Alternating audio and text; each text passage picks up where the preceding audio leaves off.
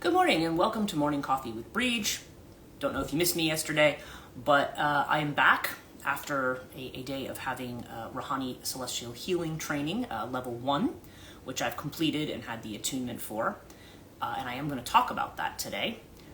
We are still here. Here's your weather report. It's still quite, this morning it's actually quite a little bit oppressive. We had a number of storms yesterday afternoon. Some people had like hail and other stuff, but we've been under what they call a heat dome. And the heat dome, it looks like it's going to break up. Tonight there's going to be a cold front that comes through. It's not going to get cold, but we should get down to more reasonable temperatures during the week. So I'm very grateful for that. I mean, it's not going to be, it is summer. It's going to be hot, and that's fine. But just when it's just like, oh my gosh, I feel like I'm going to go outside and get heat stroke. I mean, it's like, yeah, I don't care to really work out, not really to do anything outside. I did run outside a couple of times yesterday. But anyway, I could go on about that. But it's an interesting morning for me because I woke up with some anxiety about finances because I'm realizing I'm making my car payment today and I have like $30 left in my account. I'm like, okay, we got to figure something out here. So, I do have a stopgap solution for the moment, but I still have to, and then I had an appointment that was going to come, I was going to have a client today, and then she postponed, so I was like, okay, so that money won't be coming in, so let me think until next week, so let's just see what I got to do right now. So anyway, not that you need to hear about that about me, but I did wake up feeling rather anxious about it, and it was the first time, because I'm now in just like with Reiki healing, you have to go through a Rahanni like detox or cleanse. And so it's a 3-week process where you do Rahanni every day. So I was like, okay, this is a good time to do my Rahanni. And wow, does that, basically I'm transmuting a lot of that anxiety energy into something else. So I am super talkative this morning. Hopefully I will not run on for an hour, but literally it's like all that anxiety energy has been transmuted into I have been talking to myself for an hour before I even got on with you guys. So forewarned is forearmed, but hopefully I'll try to rein myself in. But I do want to talk about a couple of things. So first of all, for those of you who maybe this is your first time tuning in to Morning Coffee with Brigid, and if so, welcome. It's very good to see you. I took a course called Rahanni Celestial Healing. Now, if you're not familiar with energy healing, energetic healing happens generally, there's a couple of different types. Some energy healing. There's the types that are used like kind of your therapeutic touch kind of stuff, where it's really the practitioner's energy. You're working with the practitioner's energy to try to help relieve maybe pain or stress or imbalances. There's things like acupuncture, acupressure, which kind of work with the pressure points on your body. This is energetic healing. By itself. And acupuncture is a type of energy healing, but this is the kind of healing that passes through the body of the practitioner. And so the practitioner has nothing to do with it. You're just there. It doesn't, and typically in those channeled sessions, you receive a treatment as you give one. Okay. So as you work on people, you're also because the energy is passing through you, it also works on you. Reiki, which is the one that most people are familiar with, which stands for universal energy or universal life force, connects into the Reiki energy through a series of symbols. And that's not as weird as it sounds. People say, oh, how can you energetically heal people with symbols? It's like, well, these are the symbols that have been shown to people as being the unconscious connectors to that energy. In the same way that, let's just say you have something wrong in the body, you might have a dream, and you might have a symbolic dream about something, and whatever that dream symbolism tends to mean in a more archetypal way, maybe pointing you to, oh, you've got a problem with your stomach, oh, there's a problem with your gallbladder, oh, there's a problem with, there may be something about it that's trying to tell you something that's going on, but it's using this image and symbolic language. It's the way ritual works, that through symbol and image, you are connecting with what's beyond that image, okay? So it can work in the same way. And there's symbols in Rahanni too. There's really only one symbol, which makes it easy. And that symbol is the Merkaba. And it's really, that aspect of it, yeah, you don't have to, those of you who have done a honchization in in Reiki too. You're just gotta like, okay, it's 23 strokes, and I've got to kind of visualize all that in my mind. I've gotten to a point where I just visualize the whole thing and go boom, but because I just can't sit there and do this, and the client's looking at you like, well, what are you doing? So yeah. But anyway, Rahanni is quite simple, and it was. But I had the attunement to that yesterday. And what Rahanni Celestial Healing is, Reiki is more energy in the earth realm, is the way it was explained to me. And this falls into a modality that they call more galactic, or more what they're calling 5D, like expanding beyond the 7 chakra points, main chakra. I mean, mind you, the body has hundreds of chakras, but the main 7 that we think about, which is the root, or the Muladhara, the sacral, which is kind of in the area for women of like the reproductive organs, and that would be the Svadhisthana. And then there's the solar plexus, which is also called the Manipura. There's the heart center, which is called the Anahata. You have the throat center, which is called the Vishuddhi. And then you have the third eye, which is called the Ajna, and then the crown, which is also called the Sahasrara. So you have those 7 main ones that we talk about. Now, you'll also hear about the Earth Star chakra, like that's below your feet. You'll hear about the high heart chakra that's here, and that there's a lot of work that's done with that in Rahanni. And the chakras are associated with certain colors and things. So the high heart is associated with a pink ray, and that's the space from which Rahanni works. And they feel like it's the whole thing. They think about it. It's thought about almost like a rosebud. Okay, and if you think of a rosebud, it closes up. It's both green and pink. If you think about a pink rose, so it's almost like there's the green of the Anahata with the pink. It's like one grows out of the other. That's maybe one way to think about it. So yeah, so you have this energy that you're working with, and you're dealing with basically you're dealing with certain ascended masters and certain archangels in the practice of this particular modality. Now, the thing about it is that when you're dealing with the masters, now, one thing I think, this just for me looking at it kind of as an outsider, looking at Rahanni from the point of view of, like if I wanted to look at it from a more skeptical point of view, because I'm always this way and that way when I hear about 5D stuff, right? Because as you, again, if you know me, you know this, but I don't think hierarchically when it comes to that stuff. My view is more tantric, which means I feel like, no, it's all woven together. And really, this also has that view that everything is woven together, that everything is in balance, that and that things, that the negative stuff in our life can be transmuted almost alchemically into something that is actually good, helps fuel us. Okay. And they'll use different masters. Sometimes they're philosophers, sometimes they're physicians or acupuncturists. I mean, they're these masters who are associated, and some of them have galactic associations and so forth. And I think for some people, they think that sounds really hokey or whatever. But the thing is, to me, the bottom line is it doesn't matter. It really doesn't matter ultimately whether, this particular being is really from Sirius or what. It doesn't matter. I mean, I don't know one. I mean, practically speaking, I don't know one way or the other. They say so. Oh, okay, that's the story behind it. That's the myth we're working with, or that's the, or maybe it's literally true. I mean, I don't. My analytical academic mind wants to say, okay, well, this could be metaphorical, but as we know, there's kind of even things that are metaphorical, there can be some kind of a truth to them as well. So.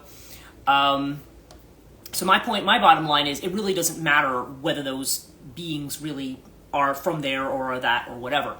The bottom line is the energy associated with them acts on you, and it works. And it works it works as advertised. Okay. So the class was interesting. Like I said, I took it with Neshla Avi, who is the person who is what they call the founder-elect.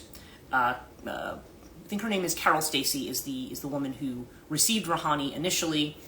There's only somebody who initially founds a system, like in Reiki, it's Makao Usui, who actually in Japan, who actually received the Reiki symbols and that method of transmitting, and eventually you translate it through a lineage, just like you would through a guru with certain things, although I don't want to imply that there's anything like necessarily, like this is specifically Hindu or Buddhist or a guru type system. It's not like with a guru system, you have somebody who you, when they initiate you, you are bound to them in a certain way energetically. Lineages in energetic healing, it's just more the idea, it's almost more like an ancestral line of a type. It's like you're just passing it through different people and then spreading it that way. So you're almost like she's like the mother figure for that, and then these are, and it's almost like, Neshla becomes like her first daughter or whatever, and then she brings on the next and the next and the next. So I took the class with Neshla, and Neshla does do it remotely, and yeah, I mean, that does. People also say, like, well, how do you do that remotely? Don't you have to be in the room? Don't you have to put your hands? And people like to do hands-on. The same reason people like to get massage therapy and have it in person. That is something you can't do remotely. But they want something where there's human contact a lot of the time. So a lot of times when you say that you're doing something remotely, people go, oh, well, that's not going to be very effective. But it is. A lot of people tested it during COVID, the effectiveness of energy healing. And so it was actually very, very effective. And I had people who were, for instance, like might have had bad back problems or other severe pains, and then I would sit with them over Zoom in like a Reiki session, and afterwards they'd be like, oh, my pain's gone, And again, that's not a guaranteed result, because when you're channeling healing, you can say to the energies you're working with, like, hey, this person's complaining about this, can you address this? But you don't control it. It goes where it needs to go. And Rahanni is the same way. There are specific methods and hand positions and visualizations. Visualization is key to a lot of this, and frequently, like if you're working on somebody, you want to visualize somebody as whole and healed. While you're doing the practice, there's certain basics that you always must do. And then there's other things that if you forget to do them, it's fine. It'll work out. Like Jones was saying, look, if you forget a step or you forget to do something or you forget, don't worry about it. Just, here's like the 4 basic things you need to know, and once you do those things, you're fine. So I find it very, very easy to use. There are certain things. I did my first self-healing this morning. Now, I want to tie this into a little bit of a story, because I had 3 dreams last night. And as I just mentioned to you, I kind of got this, there's a whole bunch of events around the Rahanni, because how we say everything's connected. And I want to talk a little bit about some of the things that happen and how they all kind of, manage to come together in this kind of single narrative. So I had some dreams last night. I woke up and I had some more weird things with time. I had a dream, and I'm going to try to summarize very quickly. I don't want to go off on a rails with this one, but I had a dream about the word Rahanni, but it was like about a murdered child, and then it was about a building, and like somehow there was this, this synchronous connection between these two. And I remember that's the first element that I woke up from, and that was a little disturbing to me. But I thought about it later, and I said, okay, well, that may be either your murdered or wounded inner child and the foundation that you've built that's connected to that. And the Rahanni, I think, is trying to come in and say, okay, we're trying to fix this. You shouldn't have built the foundation on this, on this betrayal or on this. Because if you think about, like, the Ten of Swords card, where you see somebody who's laying there dead and they've got all these swords in their back. It's like that kind of energy. And it's like, okay, because it's not just an energy of something ending, but also of just being betrayed. So it's like, okay, and that may come from this lifetime, that may come from other ones, but it's saying, okay, this is the energy that is foundational to all of your anxiety.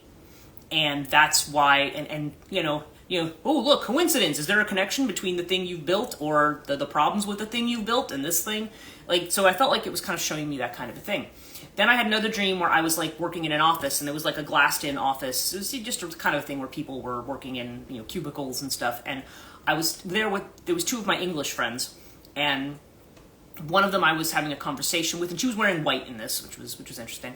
And then another friend who just kind of like stormed past us into the thing, and she was talking to some, she kind of sat down at wherever her desk was, whatever, and somebody said something to her, and she basically turned around like, butter off, I don't want to talk to anybody right now. It was kind of that we were, and my other friend and I kind of looked at each other, but like, ooh, and my friend's like, oh, normally this is where I go for my breakfast. And somehow I was getting the idea that it was 11 in the morning, okay, and I always pay attention to time in dreams.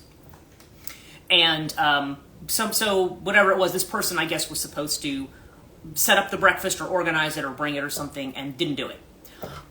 So the other person was just like, oh, kind of like, well, not sure what we're going to do now. So I don't know. I feel like there was something about that might have been connected to the anxiety that I have. But I feel like the 11 o'clock, again, it's before noon. So the idea is, I keep getting a lot of 9s in my readings, like you're almost there, you're almost there, you're almost there. So somewhere a ball got dropped, whether it did or not, I mean, that person could just be a representation of something in me. So it's kind of like, okay, you're almost there, and now you've got to figure out how you're going to get, the nourishment, how you're going to bring the food in, without that. So that was kind of that piece of the dream. And that there could be more to it than that. But the third part was my neighbor across the street, somehow where my neighbor's houses were, there was a vacant lot, and there was all these shelves there. It was almost like a flea market type thing. And it was like he was having a big moving sale. And I could see that he had a truck in the drive, and he was completely packed to move. And I remember looking around, and I ended up buying from him like a brush. And it's interesting. I do a podcast on the Banshee today, and I talk about the comb and the symbolism of the comb. And there was a conference I was at last week. I was at the Liminality of Water conference, and they were talking about mermaids and images of mermaids holding a brush in a mirror, or a comb in a mirror. And so I felt like, and I think I'd just been talking about that, I was like, ooh, because I think I tend to see the brush, there's a lot of potential symbolisms. One of them that you see in certain folklores is it's like a bridge. It can, like in the Baba Yaga, Vasily said she throws the comb down. And I can't remember. I think throwing the comb down, what actually might have happened is a forest might have popped up so that, keeping it between her so Baba Yaga couldn't follow her. But I don't know why I've also got it into my head that maybe there's a version of that where there's a bridge that's created that she's able to get across a river or something. Like that kind of stuck into my mind, so I might not have really portrayed that accurately in the podcast. But in any case, that was just what came into my head. So I don't know. So it was interesting because it was the idea that the Banshee, when she's giving her keening, she's brushing her hair at the same time. So I don't know. Some reason I bought a brush from him, and it was $7 and something cents, and I don't remember what the other numbers were, but I thought the 7 was kind of interesting. And then there was something else that I was going to buy from him there, and he said, "Oh no, you can have that for free." And it's interesting because he's kind of an older, not old, but he's kind of an older man, and he's got beard, and it was like he had shaved, and now he was somehow younger. So it was interesting. And he's also Egyptian, which I think actually does play into this.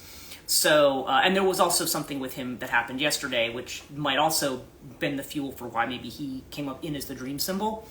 But, and so he was leaving and he was moving, and I ended up with whatever these two, and I don't remember what the second thing was that I picked up. But in any case, he, after I had my Rahanni session, because really it was going to I think Neshla's in France right now, so it was 6 p.m. her time, and it was just coming on noon here.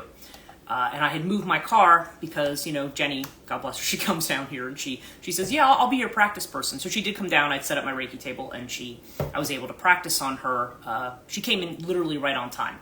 Because Neshla said, does anybody have anyone to practice on? I'm like, ooh, she just walked in the door. So, and of course she left pasta in my fridge and left because she's, she's just really wonderful that way. She has that kind of energy of wanting to nourish everybody.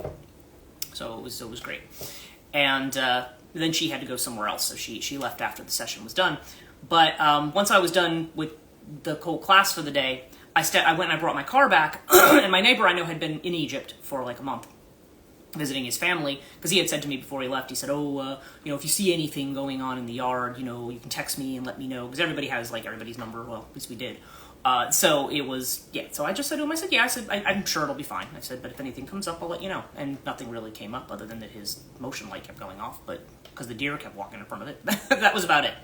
And so he said to me, oh, wait, I have something for you. Don't go in. I was like, oh, okay. So I waited outside after I parked my car, and he came in, and he came over with two rugs that were about this big, and they had images of Jesus and then the Virgin and Child on them, which are, not my thing. But, because I was thinking okay, even if I was really Christian religious, I still don't know what I would do with these exactly or where I would put them, but it doesn't matter. It's the thought that counts. I mean, he meant it in a good way. He knows I teach religion, so I think when he was at some of the holy sites in Egypt, the Coptic Christian sites, because he is a Coptic Christian, that he was thinking, oh, my neighbor is a religion person, so she'll appreciate this. And I think that's what he associates. But the other thing he brought me was like a tintype. It's almost like an icon, but it's a little more modern looking. It doesn't look like the Byzantine, kinds of images that you would see when you think of an icon, a religious, like Orthodox icon. And it was of the Virgin Mary. And it was interesting because Virgin Mary is one of or Mother Mary, really, because they said it kind of embodies the Virgin Mary, but also Mary Magdalene, that this is an energy that you work with in Rahanni. And, the Virgin Mary aspect is one. That actually appears as kind of a mother-child thing. So when you are connecting, mother-child, when you are, when you're dealing with those kind of issues. And so that's when that energy comes in. And the Mary Magdalene energy, I think, she didn't really talk about that, but I feel like that may be an aspect that's a little bit more about, probably more about female sovereignty and female independence is connected to that. So that's the way that archetype tends to work in Rahanni. But I thought it was interesting that he handed me that, and there had been a lot of discussion of the Mother Mary archetype in the class. And so now I have one to hang on my wall. And he said to me, he says, I got this at the church where the Holy Family visited.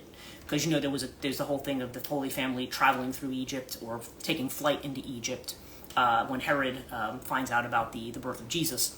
So, supposedly this is one of the holy sites, and there's a shrine. And I have heard of it. I don't know specifically which church it is, but it does seem to have a Coptic association. And I guess he went there on his own little pilgrimage, and he brought that back for me, which I thought, well, that was really nice of him. I mean, that was really, really a thoughtful kind of a gift.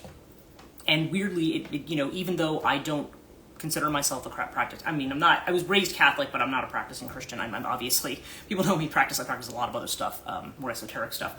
But I was like, hey, that's interesting, So I actually put her on the wall in my room where I do Reiki.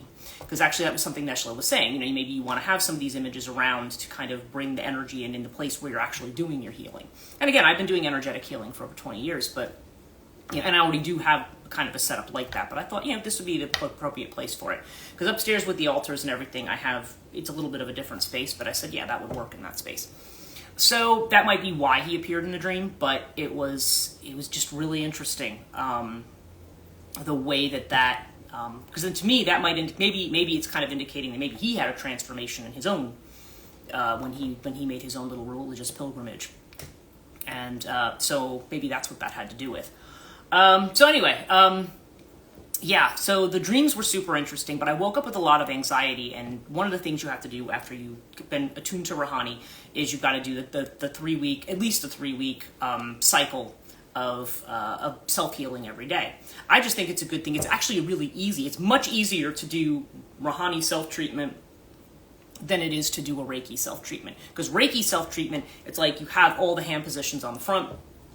And again, and when you're Reiki, Reiki, well, actually, when you're Reiki 1, doesn't matter. You could just do what you do, is just stick your hands here and just let it go where it's going to go.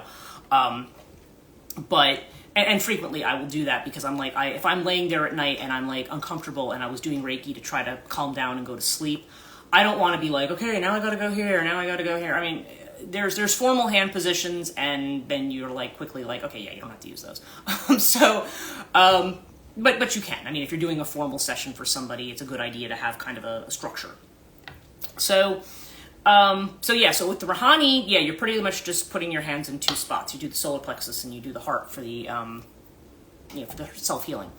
And so when I did the self-healing this morning, there are certain masters that you call in, and even certain archangels where you say, okay, this is what I'm, this is what I need healed, and, this is what and I'm like, okay, I'm anxious about this. I need to not only get rid of the anxiety, but I need to come up, I need to push myself, these things, the anxiety and the upsettedness or even the depression or that might be connected to it is there because it's trying to push me to come up with a different solution. So I need you to help me come up with that different solution because I'm handling it by banging my head against the wall, and that's just not helpful.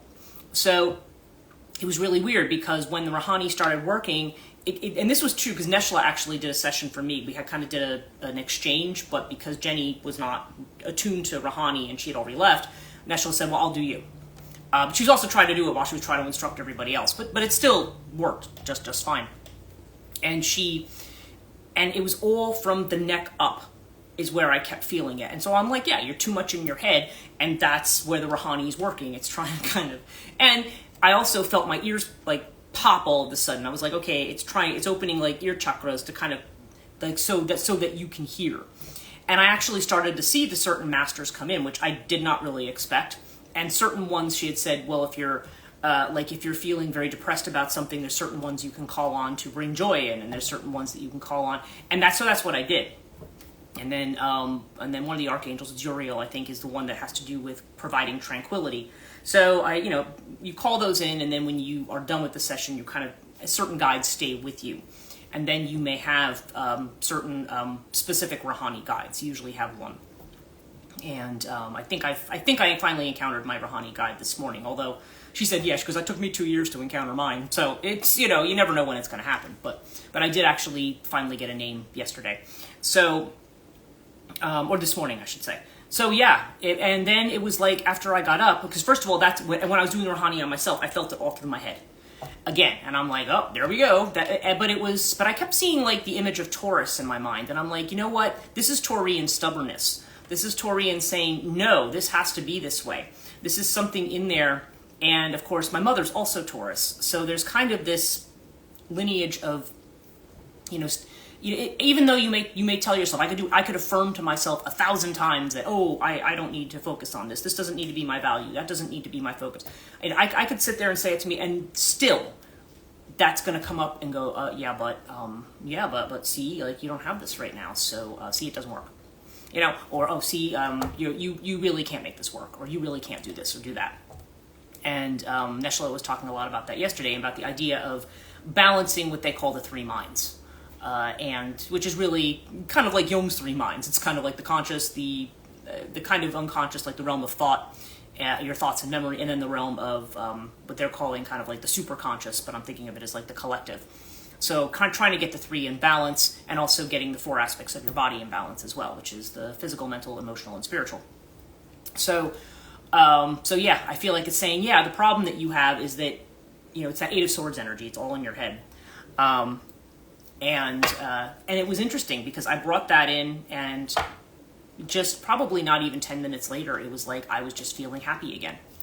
But all of that energy, because you also transmute any kind of negative or anxiety feeling into something positive. And it's like all of that's been transmuted into me, like, okay, now I have ideas, and now I have to write things down, and now I have to talk things out. That's why I said I'm like in blah blah mode right now. But it's like that's where the energy went. And so I'm like, yeah, that's what I asked to happen. That I can't say that that's happened with me with Reiki. Now, that doesn't mean maybe that wouldn't have happened for somebody else. But I just find that it's incredibly powerful, and you have a lot of tools, even in a very simple system. So, so I'm a big fan of Rahanni. I'm going to actually be putting stuff up on my website today. I also want to remind people, I'm going to be doing our reading now, that I do have a dream analysis class. I've got 2 or 3 signups right now, but ideally I'd like to get at least 10 people if I can. And that's going to be next Saturday, the 29th, and it's going to be at 2 in the afternoon Eastern Standard Time.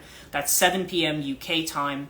And for people on the East Coast, on the West Coast, that's going to be, I guess, 11 o'clock in the morning. So, and it's a Saturday. So hopefully that works for some people. I did have a request for this class, so I am hoping that more people, will sign on to that.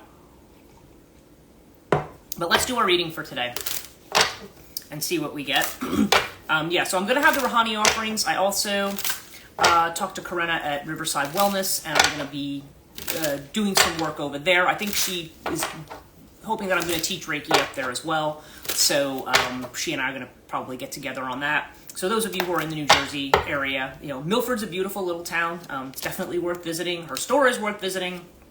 It's right on the Delaware River. It's a gorgeous place. And and it's just, and the new wellness center, I got to go into. The energy in there is so good. It's really, really nice. So, so I'm going to be working up there, and I may see if there's some other places too, where I can get in. Some of the places I was working before have either closed or, they're just not. And she said there's been a lot of places that are closing. Summer's a really hard time for energy work. It seems like, and also just metaphysical stuff. For whatever reason, people are not I mean, but people just might be on vacation too. Like, I found that last year even at the same time. I happened to have some backup money from the government last year, so I was in good shape. But it was like, there was like a couple months where maybe you only got like 2 clients for the whole month. And that's what she was complaining about too. She's like, yeah, she goes, I have 7 yoga instructors and we got like 4 people for the month of May. And, she's like, so it's hard. But not impossible. And that's the message I keep getting is, hey, that's not set in stone. Don't assume that because it's that way today that it's going to be that way tomorrow. So, okay, our reading. Overall, okay, our card is understanding here. Okay, so here's your card of freedom. You are free. You are out of the cage. I talked about in one of my sessions about Valis, Philip K. Dick's Valis, and the idea that the empire never ended. That's immediately the thing that's coming into my mind, because the idea is that you're in what they call the iron prison. You're kind of living that empire, the nightmare of empire over and over and over again. And this is like saying, no, you're free. But the question is that, and I think also this is for people who are blazing their own path. And I think a lot of people who watch this, certainly if you're going through a transition, you are moving into a new space. You are blazing your own trail. And knowing that, especially if you've gotten out of a bad situation, you may be at a point where you're like, okay, I'm free now. I can feel free. But, with that freedom then comes, with freedom comes responsibility, right? With freedom comes, I think the way Neshla had put it yesterday was that, we have a very creative aspect. We have a lot of ideas. We have a lot of content we want to create. But then we have that, we're going to use, even though left brain and right brain are not neurologically and technically correct terms, we still talk about it in terms of the hemispheres of more masculine, feminine energy in the brain. And, take that as you will. Nonetheless, there are 2 sides to that. There seem to be 2 sides to the way that consciousness manifests. And, so left brain is more logical and more masculine. So the idea is, okay, the way the example she gave was like, oh, I'm going to make crystal jewelry. And it's like, okay, well, the left brain is like, okay, so where are you going to get materials? Where's your capital going to come from? Where's this going to come from? Like, that's the left brain thing. And that's the thing that creatives are often not very good at. And, I'm not, I'm trying to make it work, and even as a Taurus, and even as somebody who did business and had to do budgeting and had to make something out of nothing quite frequently, it's still, it's still, that to me is the hardest part of it, because I would rather just spend all my time creating, but I need to make time to do the other stuff too. So, okay. So anyway, inner feeling of which we're unaware. Right, there's that 9. Remember I was talking about the 11 o'clock in my dream? There's the 9. It's kind of like, something's at a peak. It's ripeness, very close to something. I feel like there's this energy, and again, I don't feel this is a reading. I mean, it might apply to me, but I think it also. This is a reading for everybody. This is not just a reading for me. I feel like there's a lot of us who are, because even just talking to people, there's a lot of people are in the same boat. It's like, yeah, you're on the edge of something. You're like right there. You are literally about to achieve the harvest.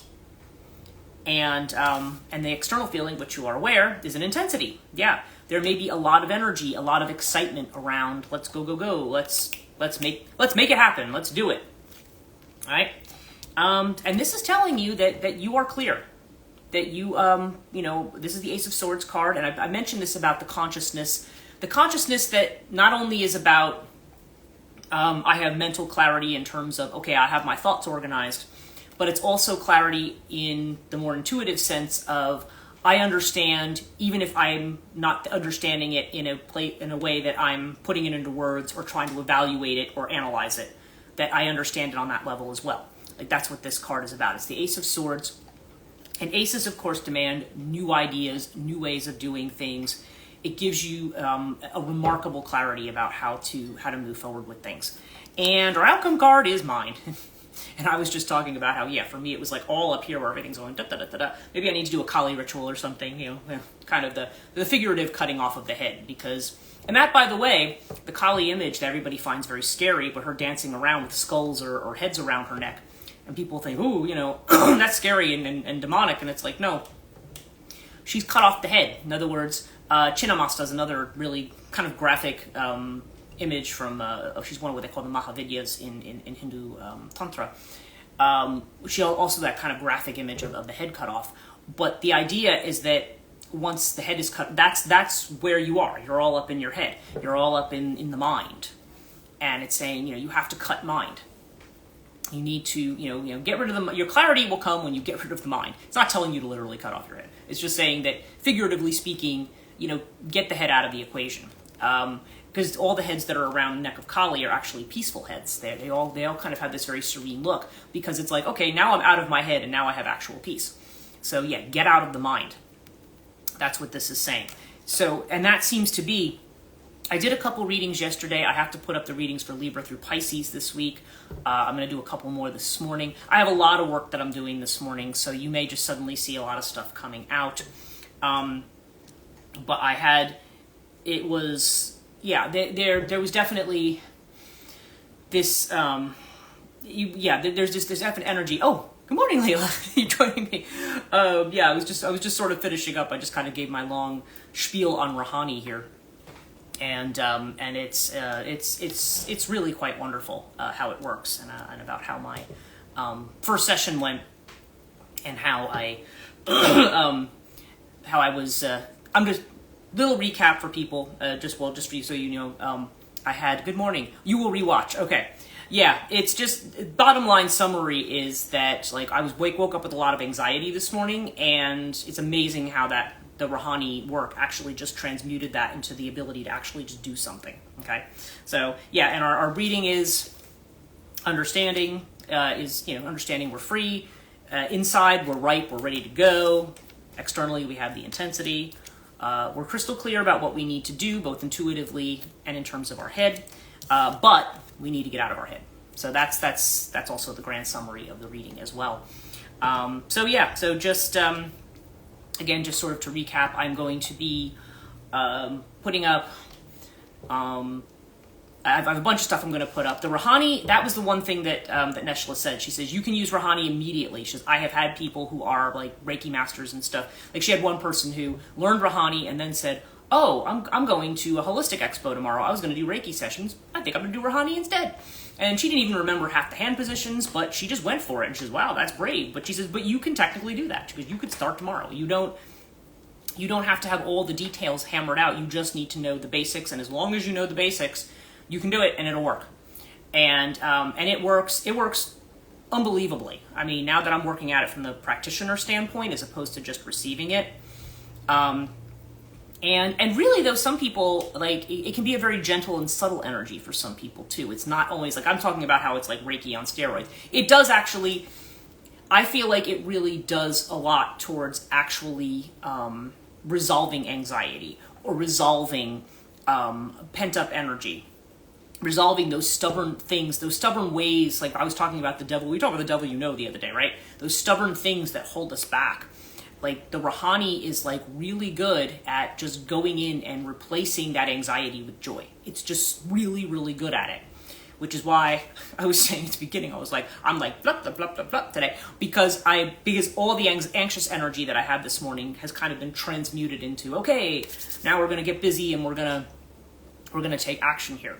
So, and to me, I was just actually kind of stunned, because I've done that before. Sometimes I've done Reiki on myself, and I'll be like, okay, I need to calm this and calm that. And I feel calm for 10 seconds, and then I get up and I'm not calm again. Okay, I'm booking a session. Okay, cool. Yeah, I'm going to post that later today. So, and I'll probably mention it here as well. And if you want me to, I obviously I have your WhatsApp, so I can always just message it to you if you want to know. But yeah, this is, and again, whenever you do it, it doesn't have to be immediately, totally up to you. But I'm going to, but yeah, this is just it's considered to be kind of next generation or next level healing. And I was talking about the chakras. Yeah, this deals with the chakras also that are kind of above the head as well. Although you don't have to, as a practitioner, focus on those, but they are kind of developing as well. And they said that means that the other chakras kind of move down more to the earth level, and those kind of move in their place. So that's at least the theory behind it. So yeah, but it is definitely something very, very different. And you have a lot, because you have all the masters that you're working with, they're different tools. They will come in and it's oh, okay, this person's anxious. Well, Uriel's going to come in and provide peace and tranquility for that person. Oh, that person is just sad all the time and feeling negative. Oh, well, Philo will come in and make you feel and bring laughter and joy in and replace it, and it happens. I mean, it's not just, people might say, oh, well, you just want it to be that way in your head. I'm like, oh, no, you don't understand. I can tell you that I want something, and there's an aspect of me that is not conscious necessarily, but it's ingrained, that's going to fight you all the way to the bank. Oh, yeah? You think that's what you think is going to happen? Well, show me. Yeah, I don't believe, the doubting Thomas aspect, right? I don't believe it until I see it. And it's like, and somehow it manages to work its way around that aspect. I don't know. It's phenomenal. As you can tell, I'm really jazzed about it. So, so I'm excited to get started. Like I said, I will be doing it remotely and in person, and I just will mention too, again, I mentioned this a couple of times, I do have that dream analysis class next Saturday for people. I've tried to keep things cheap. I'm actually getting into this experiment of trying to offer classes and things at a very inexpensive level so that people can take them. I know a lot of people, this is a difficult, even though the economy's better, it's kind of like it's still difficult for a lot of people. So I don't want to create something that is out of reach in terms of learning. So I do have a really cool dream workshop put together, so if people are interested on Saturday, that one is going to be happening as well. And so what else was I going to mention? There's just going to be a bunch of stuff. I've got the Libra through Pisces readings that I'm putting together right now, and a new podcast coming out on Katonia on Monday, which is interesting. It's on the Banshee.